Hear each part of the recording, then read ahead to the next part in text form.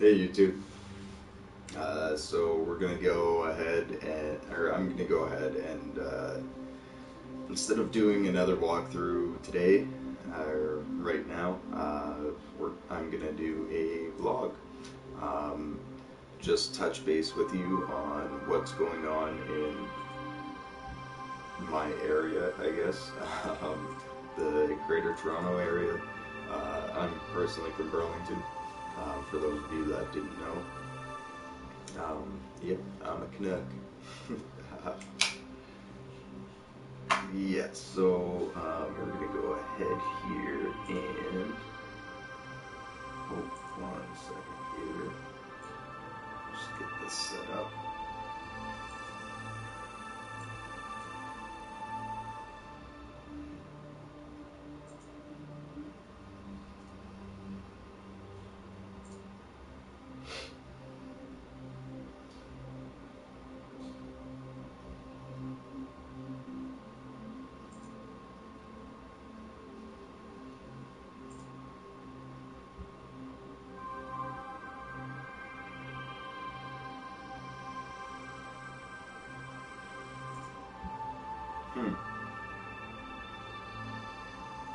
Okay, so my YouTube's being, or my internet's being a little messed up here. Okay, so a few things have happened recently. Number one, there was a few years back. Those of you from my area will know. A few years back, a dump truck was going over the Skyway, heading towards Hamilton from Burlington. This dump truck ended up raising its box and hit the top, or the bars, support beams over top of the Skyway Bridge. So this has been, it ended up taking hours for them to fix everything and get traffic flowing again, and they shut down traffic on both sides because of the fact that it was support beams that were being, or that had been hit. It's, yeah, not a safe situation to have people on there. So basically,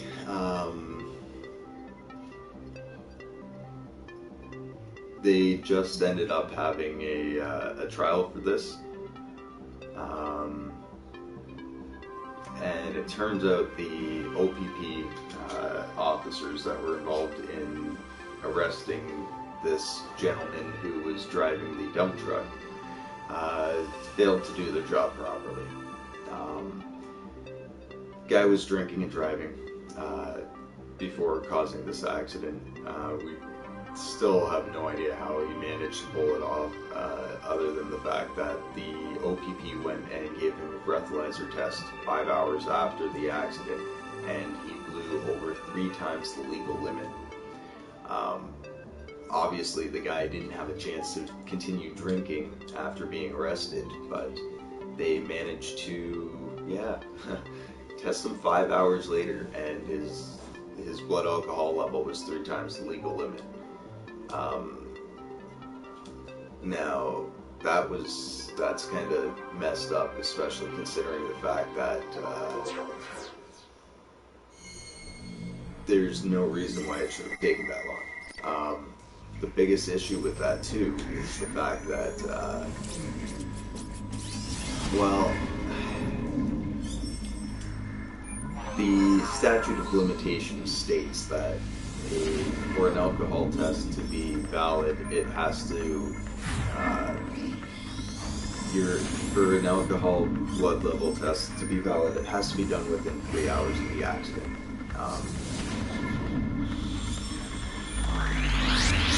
So needless to say, they went into this court case and the judge found that it hadn't been done in the right amount of time. So because of that, they dropped all DUI charges. Pretty retarded, but the cops should have known better. Simple as that. There's no reason for them to have taken so long. That's my opinion, and obviously it was the opinion of the judge. So he is still facing charges of other things, but he's no longer facing charges for... Get out of here. He's no longer facing charges for drinking and driving, but he is facing charges for public mischief, careless driving, and among other things. So yeah, don't worry, he isn't just getting off scot-free with it, but yeah, it's pretty interesting to say the least. Other news, there was a gentleman who was shot by police out in Toronto not too long ago. Another one of those cases of people who police thought, oh, look at these guys here. They've got an audience now. Jesus.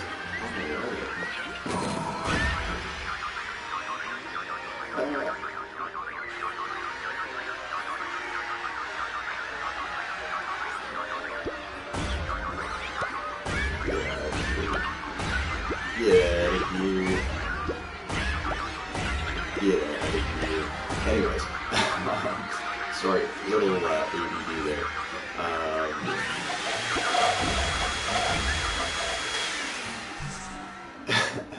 So yeah, we just found out about this yesterday. It happened a week ago. SIU has been investigating, but we all know how that works. Police investigating police. I don't see it going anywhere. It's really unfortunate because this was a young kid, and his buddy was that smear. There was a young man killed years ago, or 2 years back, by police in another incident similar to this, and he was killed, and he is actually friends with this other guy, and actually it was all over the news because it was actually caught on camera. Some passerbys just happened to see it and decided that they needed to videotape it, which was a very good thing because otherwise the police wouldn't have been arrested the way they had been.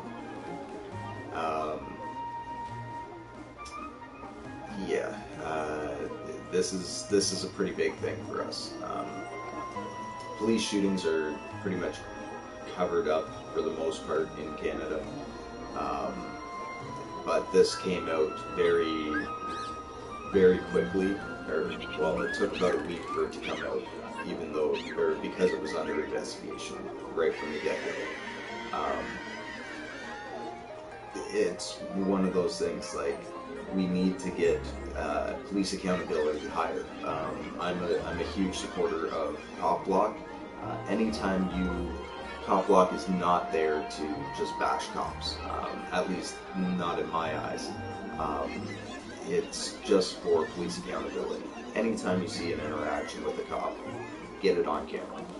You never know what the situation is, and hell, it might be a good situation, and it shows that there are still good cops out there. But as far as I'm concerned, in my area, they're not the greatest.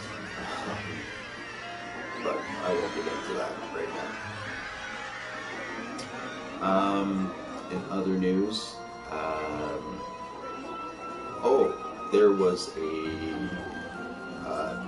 potential terrorist attack in Toronto recently.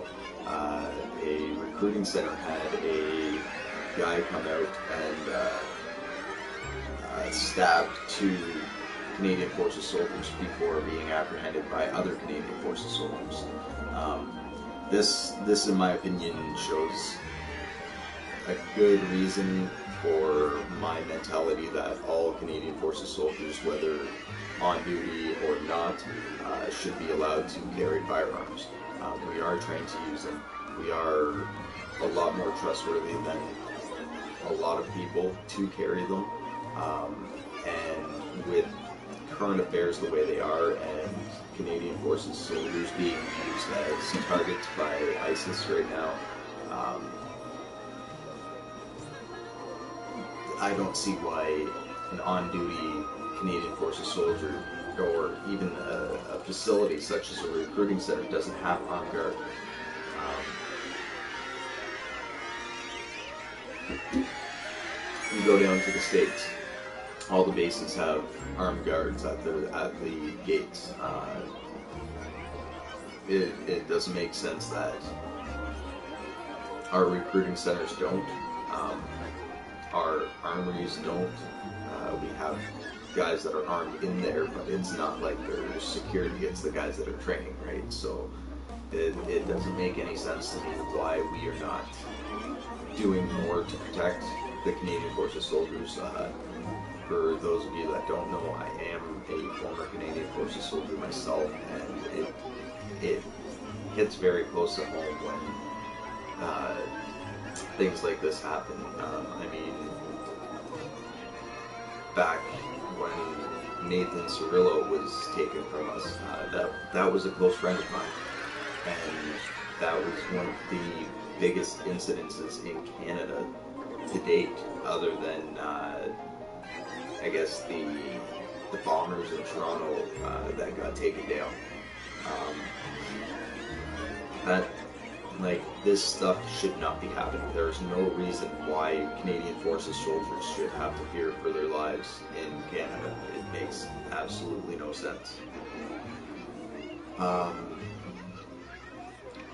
But the one big thing that people are getting mixed up right now with this whole situation is the guy in Toronto recently that went and stabbed the two Canadian soldiers.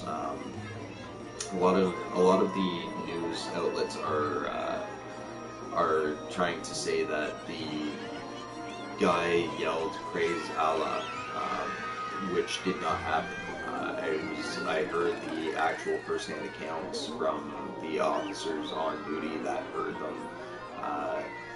They were on a radio show the other day when I actually heard about this for the first time, and they clearly said that the guy had stated Allah told him to do this.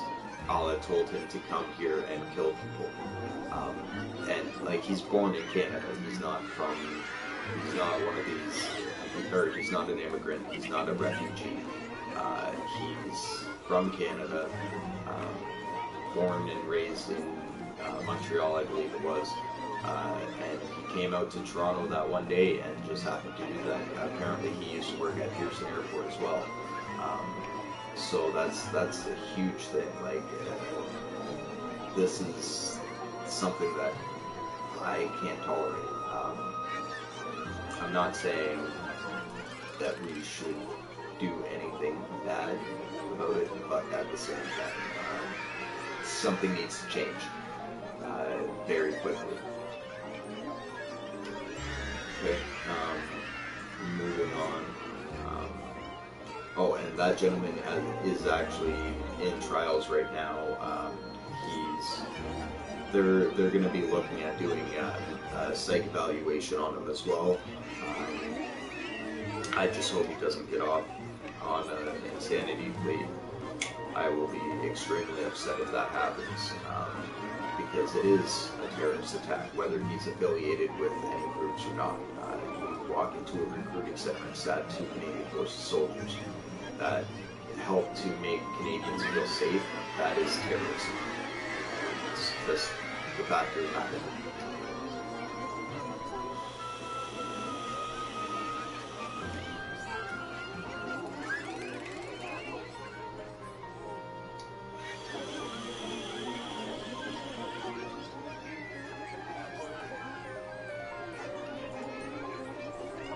Okay, so in other news,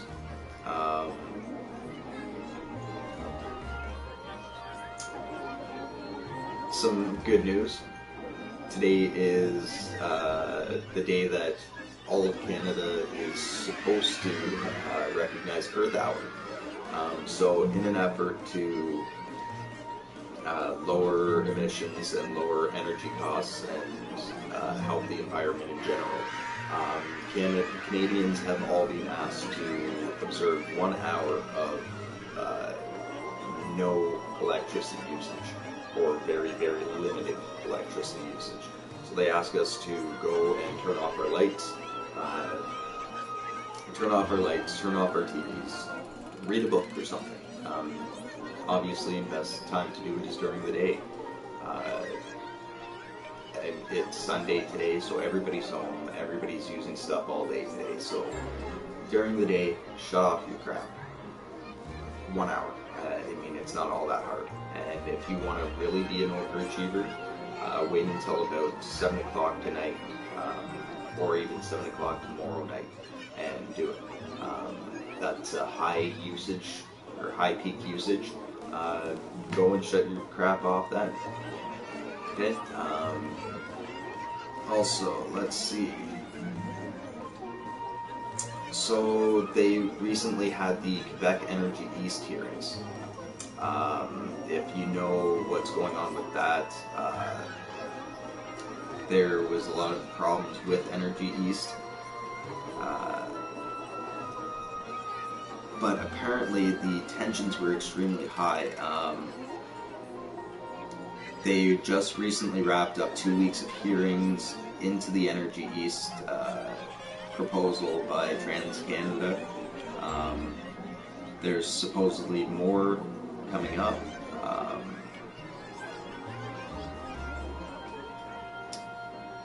Trying to find out here what exactly happened. Yeah, what actually happened is there was oil spills that cost 1.1 billion to Canada, and they're trying to figure out who's responsible for it, whether it's TransCanada or if Energy East has to face it all. So I guess recently the science is showing that global warming is real, and the TransCanada does not want to take responsibility for any of it, and it's causing a lot of problems. They definitely want we want to get the economy booming, but the pipelines are a high risk factor, especially with leaks like this. A $1.1 billion leak on a pipeline that hasn't even fully been approved yet is a major issue. So I can understand why tensions would be high during that, but the Quebec government has to definitely crunch down and figure out how to deal with this. I mean, these hearings, I don't understand why you need to have. Well, I can somewhat understand, but like who is to blame is not the important issue here. It's how can we move forward is what the issue is. I mean, if you're gonna want to do something for Canada and help the economy, you can't sit there and not have proper fail-safes in place to protect against that. And I guess the first step is to try and figure out who needs to implement those, not who's to blame for the original issue. But again, that's my opinion, and if you feel differently, absolutely comment, chime in, let me know what you think about it.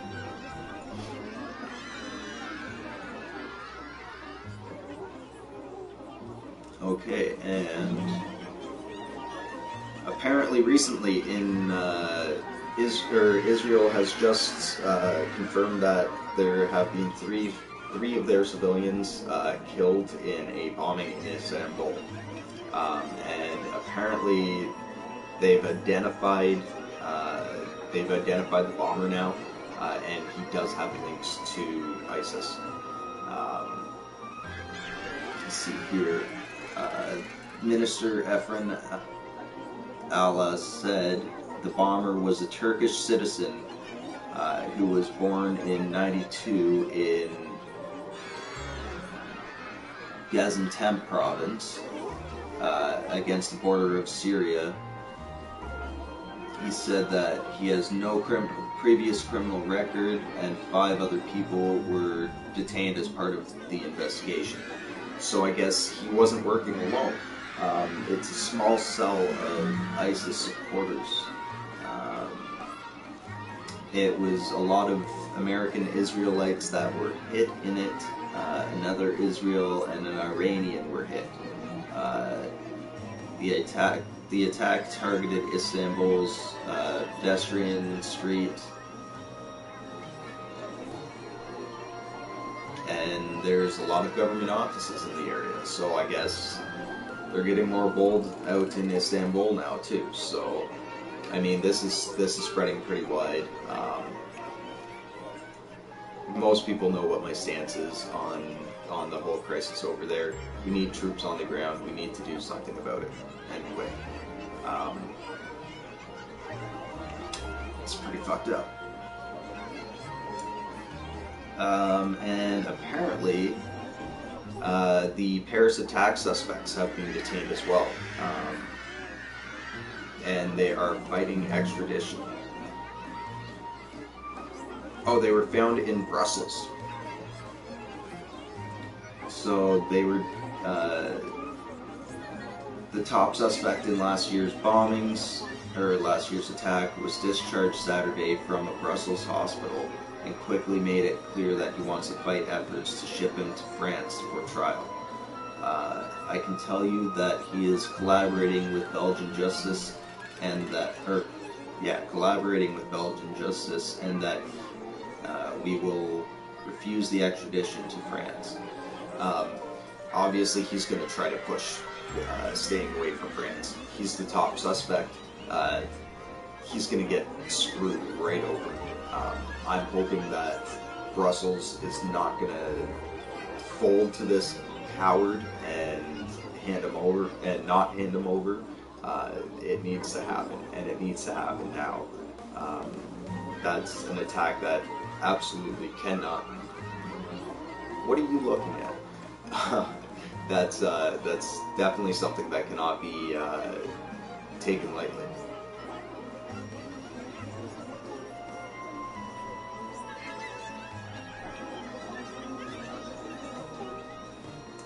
Other news. A little bit of vape news here. I've been doing some research and looking into all these vape explosions. Batteries going off like bottle rockets and exploding in people's faces and shit. I've said it once, say it again. You guys need to start figuring out how to use these devices properly, and stop buying those crappy little stick ones that you get from the corner store. They're crap. There's no safety measures put into them. There's no chips. I run my eVic VT. This thing has sensors in it for the battery. If it overheats, it's going to stop being able to be used until it cools down. You can't overcharge it.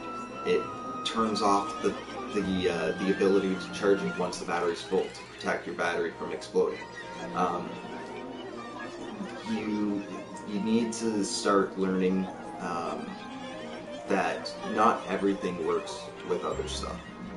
When you're charging these batteries, yes, they say that it takes up to 2 hours, but don't be charging them like that. They don't have meters on them. They don't tell you how much battery you have.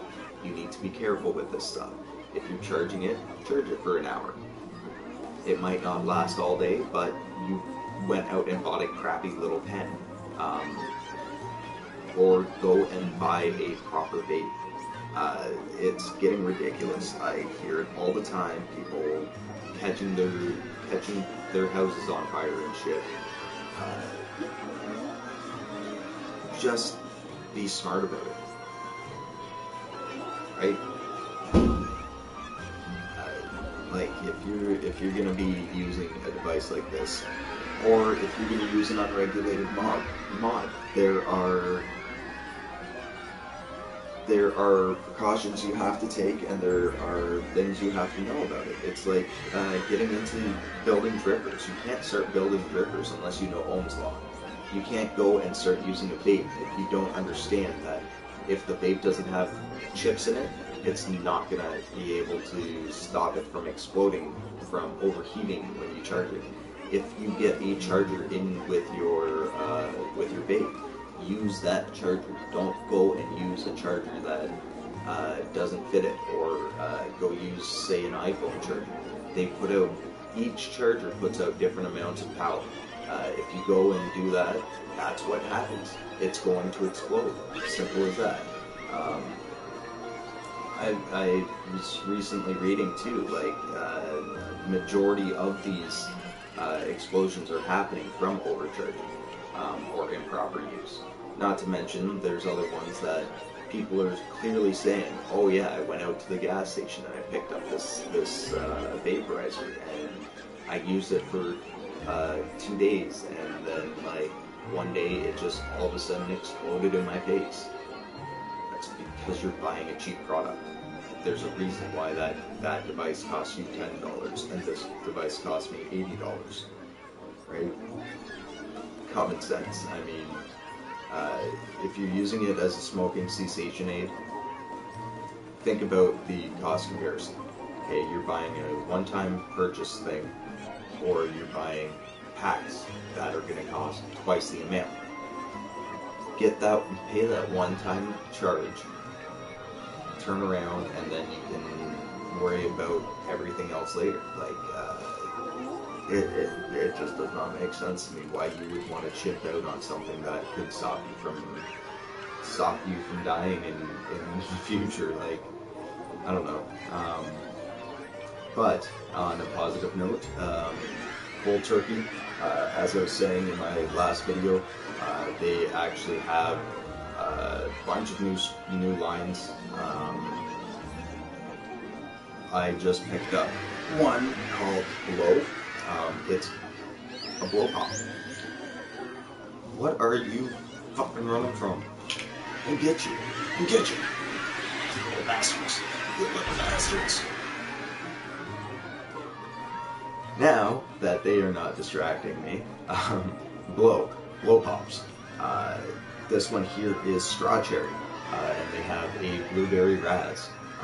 Straw cherry is tangy strawberry and sour cherry, and then it has a pink bubblegum flavor at the end.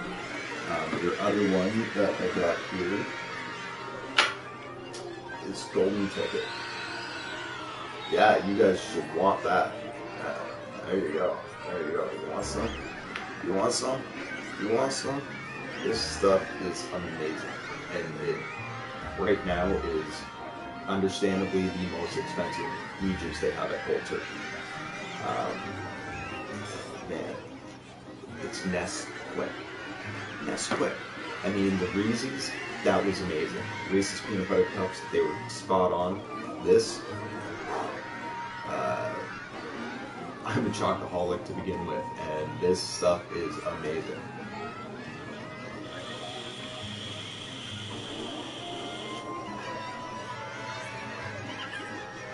Super thick vape, high VG, and I recently just drilled out all my air holes and everything, and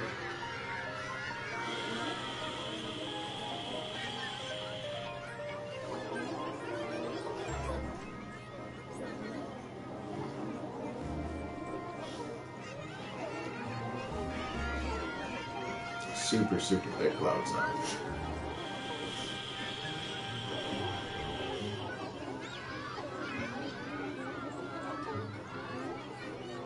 Smoke out those new guys too. The Division came out recently as well. Great game, great gameplay. It looks phenomenal.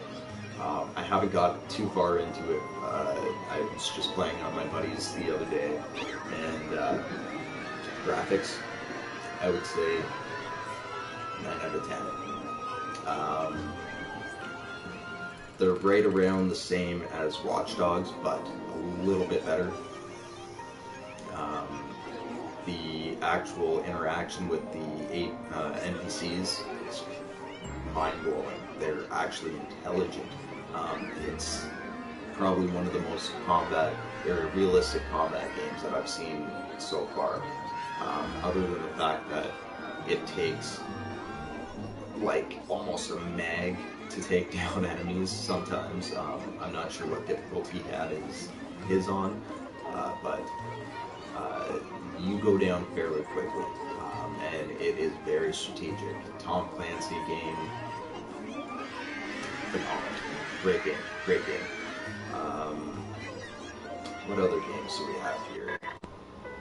I'm still here.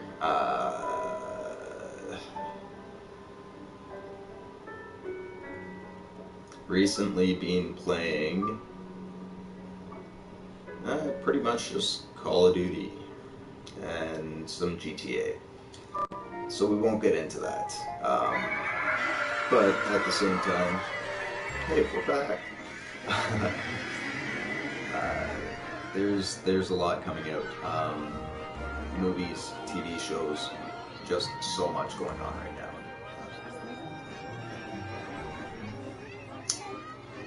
St. Paddy's Day was the other day. Happy St. Paddy's Day, everyone. I'm still celebrating myself. What else do we have going on today?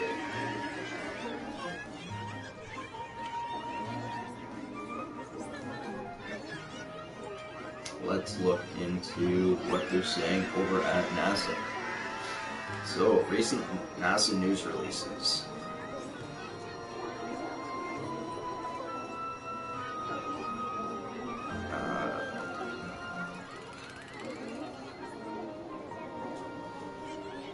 Planetary conference coming up to feature Ceres, Mars, Pluto science results. So they're going to be putting out some results from their tests. What else have we got going on here? They're looking at doing some new solar technologies for deep space missions.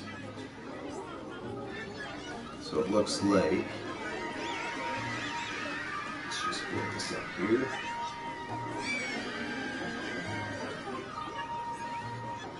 NASA's game-changing development program has selected 4 proposals to develop solar array technology that will aid spacecraft in exploring destinations well beyond low Earth orbit, including Mars.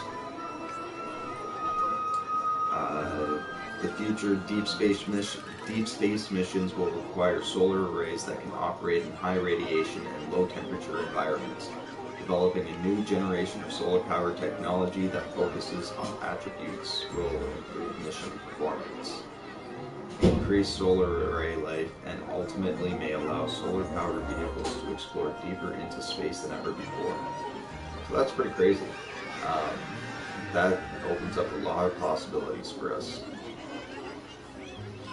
These awards will greatly enhance our ability to further develop and enhance LILT, or low intensity, low temperature performance by employing new solar cell designs. Pretty cool. Alright, so we're going to end it there, and again, if you guys have any ideas on what you want to see here, any news that you want to hear about or discuss, I'm open to discussions as well. Comment below, subscribe. We want to get these going a little bit more exciting, but in order to do that, I need input from you guys. So let me know what you want to see, and we'll get it up and going. And until then, this is Tempest Panther. Blessed be. Have a great day, and I'll see you back on our Final Fantasy walkthroughs. Peace out.